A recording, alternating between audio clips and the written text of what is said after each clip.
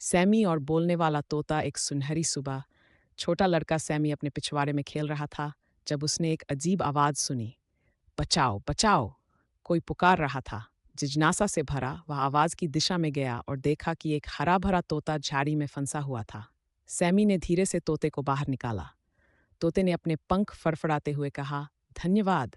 Sami की आंखें चौड़ी हो गईं। तुम बोल सकते हो? बिल्कुल, मेरा नाम कोको है, तोते ने जवाब दिया। मैं रास्ता भटक गया हूँ। क्या मैं कुछ समय के लिए तुम्हारे साथ रह सकता हूँ? सैमी खुशी से झूम उठा। वह कोको को अपने घर ले गया और उसे खाना और पानी दिया।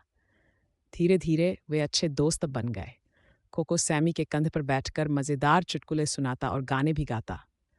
एक दिन पार्क में खेलते समय कोको अचानक जोर से बोला, सावधान! सैमी ने समय रहते देखा और एक गहरे गड्ढे में गिरने से बच गया। वाह, तुमने मेरी जान बचा ली!